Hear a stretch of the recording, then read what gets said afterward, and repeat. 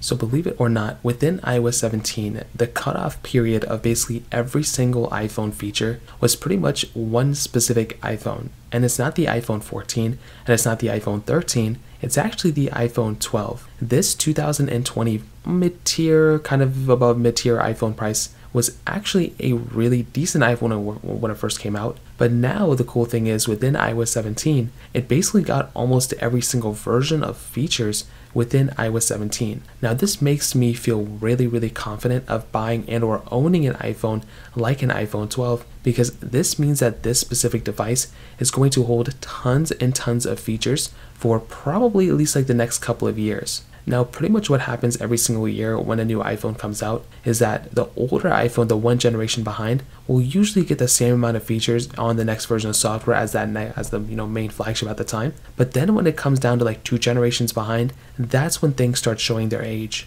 Luckily for us, the iPhone 12 is pretty much at that point right now. It's kind of that cutoff period for iPhones that are before iOS 17 and iPhones that are after iOS 17. Now, what I mean by this is that when you look at an iPhone like the iPhone XR, it is technically one of the older iPhones on iOS 17. It is the oldest technically when we look at the years. Now, the iPhone XR did get lots of features removed within iOS 17. The iPhone 11 pretty much got the same amount of features as the iPhone XR on iOS 17. A lot of the major features actually came through and actually were supported, but for the most part, the smaller ones like the keyboard auto text, the auto inline sentence finishes, those were not supported on the iPhone 11 or XR for some reason. The hand gesture FaceTime features, those were not enabled. So there's some features like that just, I guess, need the processing power of an iPhone 12 over the iPhone XR or iPhone 11. So when I look at this type of iPhone and I think about those types of things, it is very crucial to me to own an iPhone that will still have basically features